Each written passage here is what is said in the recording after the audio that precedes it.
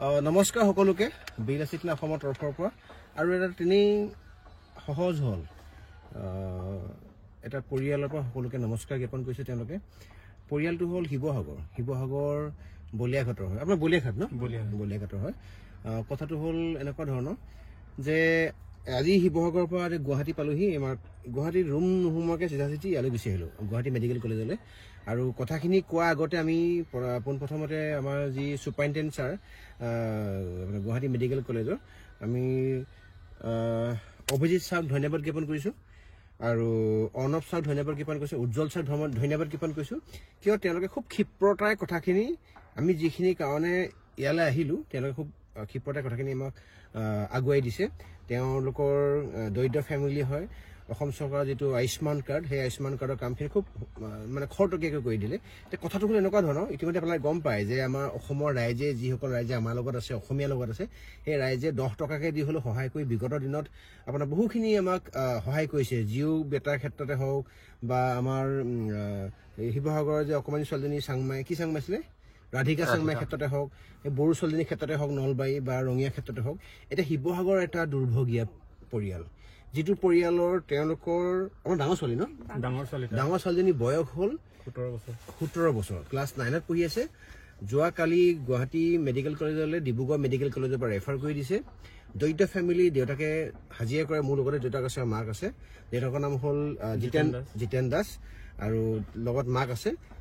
কথাটো হ'ল এনেকুৱা ধৰণৰ দুইটা কিডনী ক্ৰেটিনাইন লেভেল 13+ দুইটা কিডনী বিকল হোৱা নিচিনা অৱস্থা এতিয়া অসমৰ ৰাইজৰ পৰা সহায় আৰু সহযোগিতা আগবঢ়াইছে তেওঁলোকে আপোনালোকক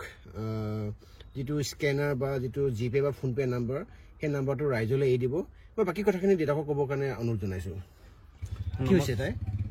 তাই দুইটা কিডনী ডিব্ৰুগড় মেডিকেল কলেজত ডক্টৰে বিকল হ'ল বুলিয়ে কৈছে তথাপিও মানে আমি আশা বুকুত বান্ধি পেলাই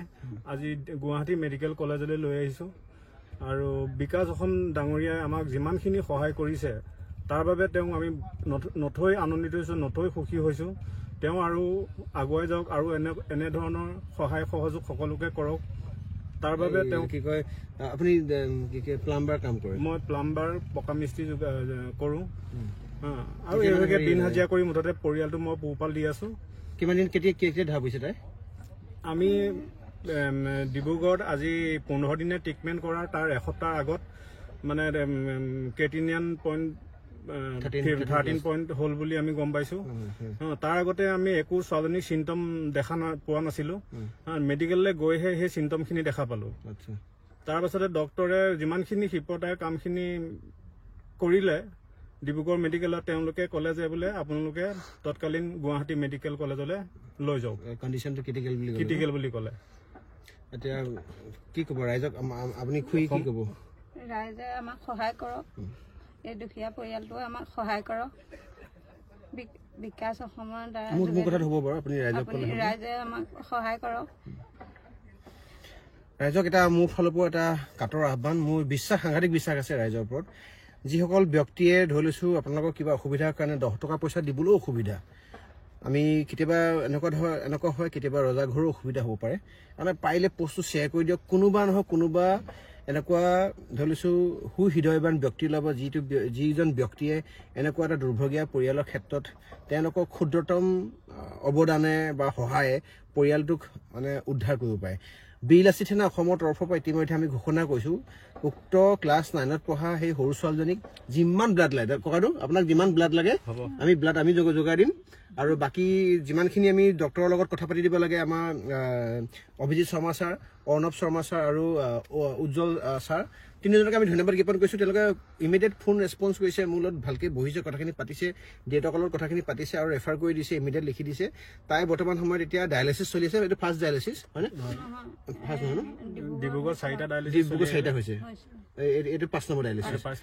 ডায়েলিচিছ আৰু আপোনালোকে ইতিমধ্যে গম পায় যে পৰিয়ালটোক মানে আনুষংগিক বহুতখিনি খৰচ থাকে থকা মেলা খোৱা বা কিবা কিবি কিনা মেলা মই এটা অনুৰোধ কৰিছোঁ যাতে ৰাইজে যাতে এই ক্ষেত্ৰত যাতে কথাখিনি খুব গুৰুত্ব সহকাৰে লয় আৰু দিয়ক আপুনি যি কয় ৰাইজলৈ এই দিয়ক কৈ দিয়ক কওক সমূহ ৰাইজে এই আমাৰ এই দুখীয়া দিন হাজিৰা কৰি খোৱা পৰিয়ালটোক যাতে সহায় কৰে তাৰ কাৰণে আপোনালোকক আমি সেৱা প্ৰাৰ্থনা জনাইছোঁ আপুনি এইটো বিশ্বাস ৰাখক ককাইদেউ, মই দুজনকে কৈছোঁ। আমাৰ বিগত দিনত বহুতখিনি এনেকুৱা ইতিহাস আছে য'ত ৰাইজে সহায় কৰি পেলাই পৰিয়ালক বহুতখিনি পৰিয়াল উদ্ধাৰ কৰিছে। আপুনি সেইকাৰণে বিশ্বাস ৰাখক ৰাইজৰ ওচৰত। মোৰ বিশ্বাস আছে আপোনালোকৰ ৰাইজে এই ক্ষেত্ৰত এই বিপদৰ সময়ত আপোনালোকক হাত পাতি ধৰিব। ধন্যবাদ।